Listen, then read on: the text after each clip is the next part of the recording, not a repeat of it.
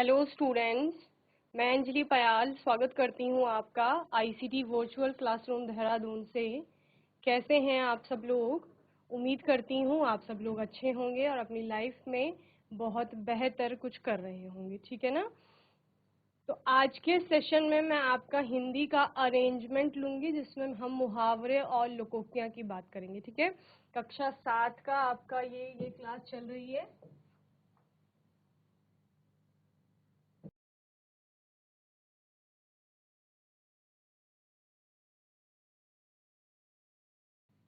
जिसमें मुहावरे और लोकोक्तियों पर हम बात करेंगे, ठीक है। मुहावरे क्या होते हैं और लोकोक्तियां क्या होती हैं, पहले हम इसके बारे में समझे, ठीक है ना। तो मुहावरे, सबसे पहले मुहावरों की बात करते हैं। मुहावरे क्या है आपका? मुहावरा शब्द अपने आप में अरबी का एक शब्द है, ठीक है ना। ये पूरा वाक्य नहीं होता है, वाक्य का एक छोटा सा अंश होता है, वाक्यांश जिसे हम बोलते हैं ना। यानी अपने आप में पूरा वाक्य नहीं है बल्कि उसका क्या है, एक छोटा सा भाग है। मुहावरा उस वाक्य को क्या करता है, पूरा करता है और उसका थोड़ा प्रभाव बढ़ाता है। यानी अगर नॉर्मली हम कोई सेंटेंस बोल रहे, कोई वाक्य बोल रहे हैं, तो वो आपने जैसे भी बोला वो नॉर्मल लगेगा, सामान्य लगेगा, ठीक है ना। लेकिन जब आप उसमें कोई मुहावरा डाल देंगे तो वो सुंदर हो जाता है, प्रभावशाली हो जाता है और बहुत अच्छा लगता है सुनने में, पढ़ने में, ठीक है ना। मुहावरा जैसा दिखता है वैसा उसका अर्थ नहीं होता, अर्थ उसका कुछ और होता है, समझ रहे हैं। और वो उस पूरे वाक्य की शोभा को बढ़ाता है। ओके, तो मुहावरा क्या है? जो वाक्यांश, वाक्यांश से क्या समझते हैं बच्चे? क्या बोला मैंने? वाक्य का अंश, अंश यानी भाग। आपने कोई वाक्य बोला और उसका ये एक छोटा अंश होगा, एक भाग होगा, समझ रहे हैं। अपने सामान्य अर्थ को छोड़कर किसी विशेष अर्थ को प्रकट करता है, वह मुहावरा कहलाता है। यानी मुहावरा क्या कर रहा है, जैसा आप उसको पढ़ रहे हैं वैसा उसका अर्थ नहीं है, उसका कुछ विशेष अर्थ है, समझ रहे हैं। जैसे आपने किसी को कहा, किसी का नाम सपोज राम है, कि राम ईद का चांद हो गया। तो ईद क्या है? एक त्योहार है। चांद क्या है? आपको दिख रहा है कि एक उपग्रह है, ठीक है, इस तरह से। लेकिन ईद का चांद होना अपने आप में मुहावरा है और ये एक पूरा वाक्य नहीं है, बल्कि इसको वाक्य के साथ जोड़ा गया है कि राम ईद का चांद हो गया है, समझ रहे हैं। तो इस प्रकार से ईद का चांद होना एक तो वाक्य का अंश है, वाक्य का एक भाग है, और दूसरा क्या कह रहे हैं कि ईद और चांद का जो अर्थ है वो यहाँ पर हम उपयोग में नहीं लाएंगे, बल्कि क्या लाएंगे, ईद का चांद होने का जो विशेष अर्थ है उसका हम यहाँ पर प्रयोग करेंगे, ठीक है ना। इस प्रकार से आप मुहावरे को समझते हैं। हिंदी भाषा में मुहावरों का प्रयोग भाषा को सुंदर, प्रभावशाली, संक्षिप्त तथा सरल बनाने के लिए किया जाता है, ठीक है। जैसे मैंने कहा, मैं ये भी कह सकती थी कि राम बहुत दिनों से नहीं दिखा, उससे बेहतर है राम ईद का चांद हो गया, ठीक है। तो इस प्रकार से बहुत दिनों से आपने किसी को नहीं देखा है या आप ईद का चांद होने की बात कर रहे हैं, तो ईद का चांद होना क्या कर रहा है, उस वाक्य को और सुंदर बना रहा है, प्रभावशाली बना रहा है, ये सरल भी लग रहा है और संक्षिप्त हो रहा है, यानी छोटा हो रहा है आपका वाक्य। वे वाक्यांश होते हैं, ये आपको पता है कि मुहावरे क्या है, वाक्य का अंश है। इनका प्रयोग करते समय इनका शाब्दिक अर्थ न लेकर विशेष अर्थ लिया जाता है। यही मैंने आपको बताया, ईद और चांद का जो भी अर्थ है वो यहाँ पर नहीं लिया जा रहा है, जो उनका शब्दों का अर्थ है, बल्कि एक विशेष अर्थ जो पूरा वो आपका मुहावरा बता रहा है उसको यहाँ पर लिया जाएगा। ये लिंग, वचन और क्रिया के अनुसार वाक्यों में प्रयुक्त होते हैं, ठीक है। तो लिंग क्या है वहां पर, वचन कौन सा चल रहा है, आपकी क्रिया कौन सी है, इसके अनुसार वाक्यों में आप क्या करेंगे, मुहावरों का प्रयोग करेंगे, ठीक है। तो ये इतना मुहावरों के बारे में आपका सामान्य एक विचार हो गया कि मुहावरा होता क्या है, इसको हम लोगों ने समझ लिया।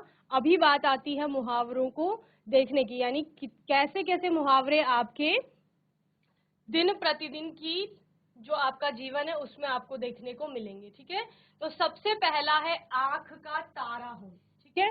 आंख क्या है, आपके शरीर का एक अंग है, ज्ञानेंद्रियों में आप इनको पढ़ते हैं। तारा अलग चीज है, लेकिन इसका शाब्दिक अर्थ नहीं लिया जाएगा, क्या लिया जाएगा? विशेष अर्थ। और विशेष अर्थ क्या है आपका? आंख का तारा होने का अर्थ है बहुत प्यारा होना। कोई आपको बहुत प्यारा लगता है, जैसे आप लोग आपके पेरेंट्स को बहुत प्यारे हैं, तो आप क्या है? उनकी आंख के तारे हैं। ठीक है, तो हमने क्या कहा? आंख का तारा होना वाक्य का एक अंश होगा, यानी पूरे वाक्य का एक छोटा भाग होगा, और वाक्य इसको पूरा करेगा। समझ रहे हैं? बिना वाक्य के इसका कोई औचित्य नहीं रह जाता है। आंख का तारा होना, ये कोई आपका सेंटेंस इसको, यानी वाक्य जो होगा वो इसको पूर्ण करेगा। तो वाक्य में इसका प्रयोग किस प्रकार किया जा रहा है? ओजस्व किसी का नाम है, ओजस्व अपने माता पिता की आंखों का तारा है। ठीक है ना? यानी ओजस्व जो है वो अपने माता पिता को बहुत प्रिय है, बहुत प्रेम उनके माता पिता उनसे करते हैं, इसलिए क्या कहा जा रहा है कि ओजस्व अपने माता पिता की आंखों का तारा है। ठीक है, तो एक मुहावरा ये हो गया आपका। दूसरा है आकाश पाताल एक करना। ठीक है, तो आकाश की बात कर रहे हैं, पाताल की बात कर रहे हैं, एक करने की बात कर रहे हैं। सारे शब्दों का अपने आप में अलग अलग अर्थ है, लेकिन विशेष अर्थ की बात करेंगे तो वो क्या है? बहुत अधिक प्रयत्न करना, मेहनत करना या प्रयास करना। ठीक है ना? जब कठिन परिश्रम कोई करता है तो उसके लिए कहा जाता है कि उसने आकाश पाताल एक कर दिया। ठीक है, तो प्रणव की बात यहाँ पर की जा रही है, वाक्य में प्रणव को लिया गया है। प्रणव ने IAS की परीक्षा में सफलता पाने के लिए आकाश पाताल एक कर दिए। ठीक है, या हम बोल सकते हैं कि प्रणव ने कक्षा 7 की परीक्षा में सफलता पाने के लिए आकाश पाताल एक कर दिए, यानी उन्होंने बहुत परिश्रम किया, बहुत मेहनत की परीक्षा को पास करने के लिए या उसमें सफल होने के लिए। ओके, चलिए तीसरा आपका मुहावरा है अंधे की लकड़ी। ठीक है, तो अंधा व्यक्ति किसे कहा जाता है? जिसकी आंखों की रोशनी चली जाती है। ठीक है, लकड़ी आपको पता है सबका अलग अलग शाब्दिक अर्थ है, लेकिन हम क्या लेंगे यहाँ पर? विशेष अर्थ लेंगे। अंधे की लकड़ी का मतलब है असहाय व्यक्ति। असहाय व्यक्ति कौन है? जो कि कैसा है? जिसके पास कोई ना कोई कमजोरी है या फिर जिसके पास कुछ है नहीं, उसको असहाय कहा जाता है। तो असहाय व्यक्ति का एकमात्र सहारा जो है उसी को अंधे की लकड़ी। अंधे की लकड़ी से क्या मतलब है? जो व्यक्ति अंधा होगा, जिसकी आंखों में रोशनी नहीं है, उसके लिए वो लकड़ी जिससे वो आगे चल रहा है, आगे बढ़ रहा है, वही उसके लिए एकमात्र सहारा होती है। इससे भी आप इसको समझ सकते हैं। तो असहाय व्यक्ति का एकमात्र सहारा, ये इसका क्या होगा? अर्थ होगा।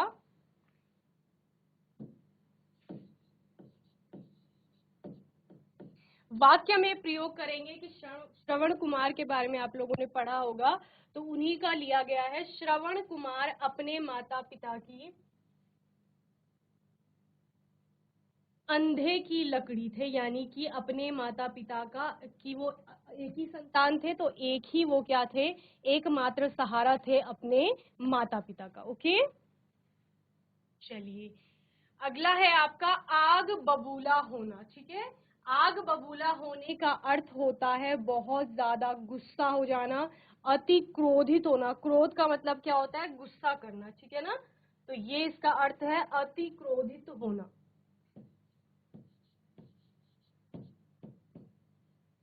वाक्य में प्रयोग करेंगे पेड़ काटे जाने की खबर सुनकर लोग आग बबूला हो गए। ठीक है ना? तो पेड़ काटे जा रहे थे, जिससे लोगों में क्या आया? आक्रोश आया, उनको क्रोध आया, गुस्सा आया कि पेड़ क्यों काटे जा रहे हैं, इसलिए वो क्या हो गए? आग बबूला हो गए। तो इस प्रकार से आप इसको वाक्य में प्रयोग कर सकते हैं। ओके, अगला है आपका ईंट से ईंट बजाना। ठीक है, तो ईंट से ईंट बजाने का अर्थ होता है नष्ट भ्रष्ट कर देना, या किसी से अगर आपकी मतलब कोई आपसे लड़ने आ रहा है तो आप भी उसको उसी प्रकार से जवाब दे रहे हैं, तो ये होता है इसका अर्थ। और वाक्य में प्रयोग किया गया है भारतीय वायुसेना ने शत्रु की ईंट से ईंट बजा दी। ठीक है ना? तो यानी कि जैसा शत्रुओं ने पहले आपका व्यवहार किया होगा, उससे ज्यादा इन्होंने क्या किया, यहाँ से रिस्पॉन्स किया यानी कि जवाब दिया, तो वही हम कह रहे हैं कि भारतीय सेना ने शत्रुओं की क्या कर दी, ईंट से ईंट बजा दी। ठीक है, तो ये 5 मुहावरे आपने यहाँ पर देखे, पांचों के अर्थ देखे और वाक्यों में प्रयोग किया हमने इसका, इसको जल्दी से नोट करेंगे आप लोग। ओके, फिर हम आगे के मुहावरे देखेंगे।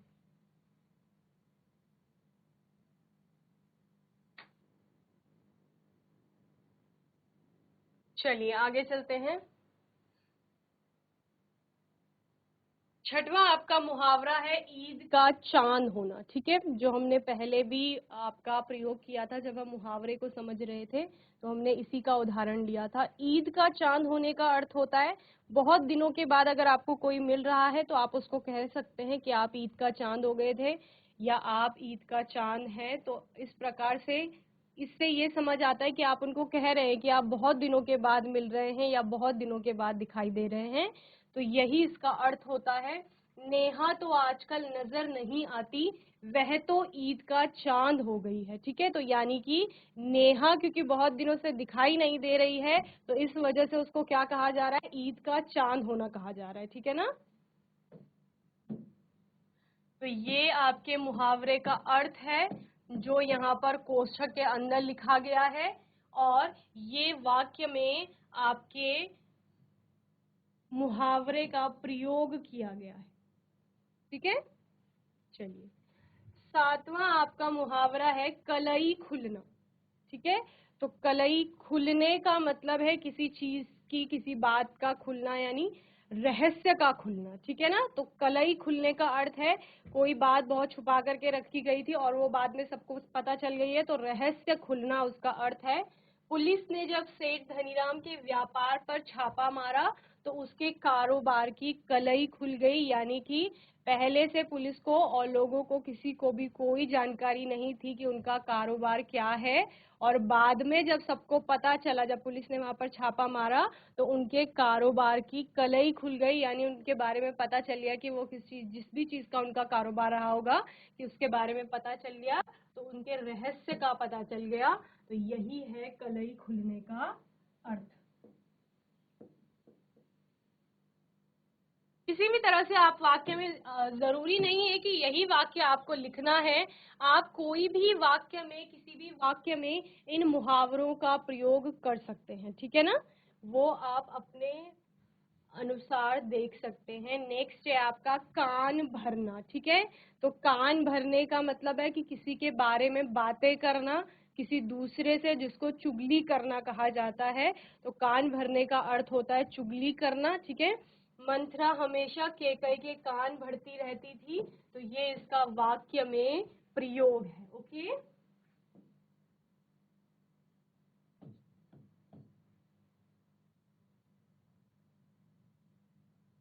इन मुहावरों का आप जब सामान्य बातें करते हैं आप लोग आपस में, तब भी प्रयोग कर सकते हैं। इससे क्या होगा, मुहावरों के बारे में आपकी का जो ज्ञान है वो बहुत अच्छा होगा, जितनी जानकारी आपको है वो और बेहतर होगी, और फिर जब भी एग्जाम में आपकी परीक्षा में पूछा जाएगा तो आपको याद रहेगा, क्योंकि आप बार बार उनका क्या करते हैं, प्रयोग करते हैं। इतने सारे मुहावरे पढ़ रहे हैं, हो सकता है इनमें से आप कई सारे रोज अपनी लाइफ में यूज कर रहे होंगे। ठीक है ना, चलिए नवा है आपका खून का प्यासा। ठीक है, खून का प्यासा होना इसका मतलब है जान लेने पर उतारू होना। ठीक है, यानी किसी के पीछे ऐसे पड़ जाना कि बस जब मैं उसको मार दूंगा तभी मेरे को शांति मिलेगी, वो वाला जो फेज होता है वही क्या है, खून का प्यासा होना। सम, संपत्ति बंटवारे की समस्या ने दोनों भाइयों को एक दूसरे के खून का आप प्यासा बना दिया। ठीक है,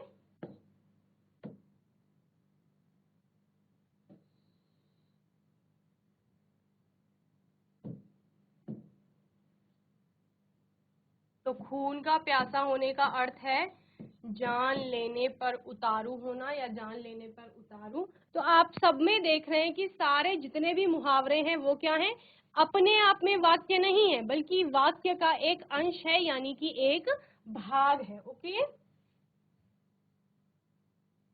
10वां आपका है 9 2 11 होना, ये आपने बहुत बार सुना होगा। सबसे आपका जो बोल सकते हैं प्रचलित मुहावरा है ये एक 9-2-11 होना, जिसका अर्थ होता है भाग जाना। ठीक है, किसी परिस्थिति से कोई भाग जाता है तो वो उसको क्या कहा जाता है कि वो 9-2-11 हो गया। ठीक है ना। गांव वालों को देखते ही चोर 9-2-11 हो गए। ठीक है ना। तो चोरों ने जैसे ही गांव वालों को देखा वो भाग गए। तो आपने वाक्य में प्रयोग कैसे किया? भाग जाना नहीं कहा, बल्कि आपने कहा कि गांव वालों को देखते ही चोर जो थे वो 9-2-11 हो गए। ओके, तो ये अर्थ हो गया है 9-2-11 होने का, भाग जाना। और आप इसका वाक्य में प्रयोग करेंगे इस प्रकार, या कोई भी वाक्य आप बना सकते हैं कि कोई भी 9-2-11 हो गया है। यहाँ पर जरूरी नहीं है चोर ही भाग रहे हैं, कोई भी भाग सकता है, तो किसी का भी आप वाक्य बना सकते हैं। ओके, चलिए 11वां है आपका कानाफूसी करना। ठीक है, जैसे आप लोग कानाफूसी करते हैं, कानाफूसी करने का मतलब क्या होता है? धीरे धीरे बात करना। ठीक है ना। जैसे ही क्लास से आपके टीचर बाहर जाते हैं तो आप लोग क्या करने लग जाते हैं? धीरे धीरे आपस में बातें करने लग जाते हो। तो जो धीरे धीरे बातें करते हैं वही क्या है? कानाफूसी करना उसको कहा जाता है। ओके, तो कानाफूसी करने का अर्थ है धीरे धीरे बात करना। वाक्य में यहाँ पर प्रयोग किया गया है, अध्यापिका जी के कक्षा से बाहर जाते ही बच्चों ने आपस में कानाफूसी शुरू कर दी। ठीक है, यानी क्या हुआ? जैसे ही क्लास से टीचर बाहर गई वैसे ही बच्चों ने क्या किया? आपस में धीरे धीरे बोलना शुरू कर दिया। ठीक है ना। तो ये कोई बोलता नहीं है, बताता नहीं है, ये स्वतः से आपके निकलता है। ये थोड़ी देर आप चुप रहते हो तो कोई ना कोई विचार आपके मन में आ जाते हैं जो आपको अपने साथ वाले को बताना होता है, तो आप फिर क्या करने लगते हैं? कानाफूसी करने लगते हैं, यानी धीरे धीरे बात करने लगते हैं। ओके,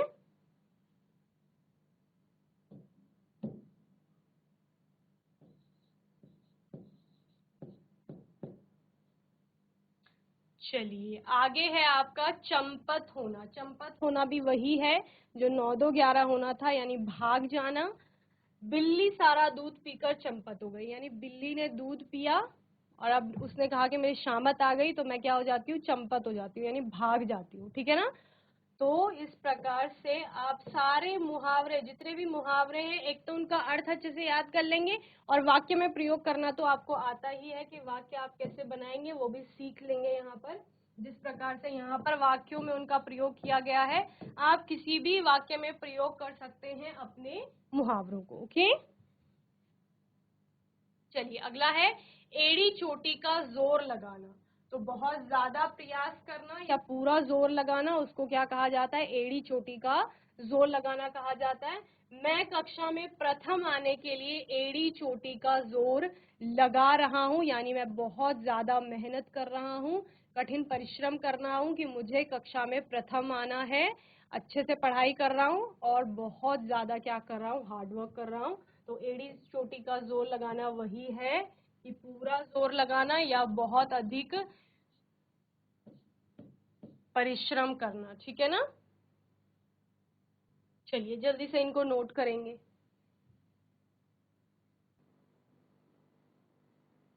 चलिए आगे देखते हैं। मुंह में पानी आना। ठीक है, मुंह में पानी आने का अर्थ होता है लालच पैदा करना। ठीक है, या लालच पैदा होना। तो रसगुल्लों को देखकर मेरे मुंह में पानी भर आता है। मेरे नहीं आता है, इस वाक्य में ऐसा लिखा गया है कि मेरे मुंह में आता है। ठीक है ना। तो इसी प्रकार से आप किसी के मुंह में भी पानी भर आता है ऐसा लिख सकते हैं। तो ये आपका अर्थ हो गया और ये वाक्य में प्रयोग इसको किया गया है।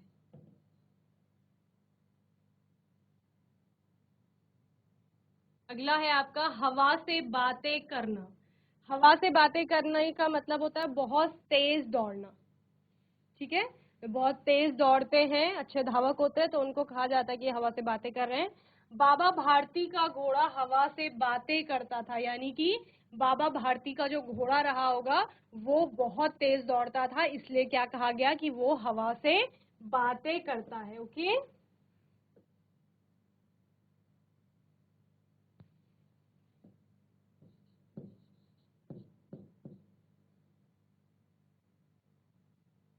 अगला है अगर मगर करना। अगर मगर करते हैं कुछ लोग, किसी से कुछ काम करवाना हो, अगर वो अगर मगर कुछ कर रहा है यानी वो टाल मटोल करना है, उसको नहीं करना है, तो वो सीधे ना नहीं बोल रहा है, ठीक है ना। अगर मगर करने का मतलब होता है टाल मटोल करना। माँ ने आयुष से पढ़ने के लिए कहा तो वह अगर मगर करने लग गया, ठीक है। तो अगर मगर कैसे करने लग गया, हो सकता है कि मम्मी मेरे पेट में दर्द हो रहा है, या फिर मुझे थोड़ी थोड़ी नींद आ रही है, मुझे भूख लग रही है, तो वो कुछ कुछ करके ऐसे अगर मगर करने लग गया, क्योंकि उसको पढ़ाई नहीं करनी थी बेसिकली, ठीक है। चलिए,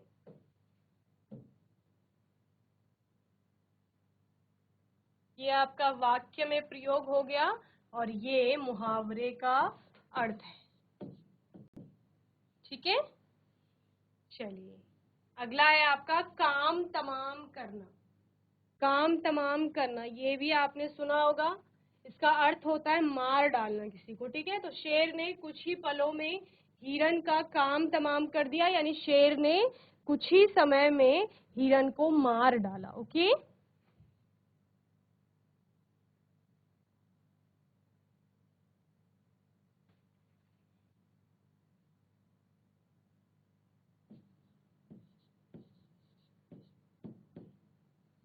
चलिए, इन चारों मुहावरों को भी आप नोट कर लेंगे, इनका अर्थ भी आप लोग नोट कर लेंगे।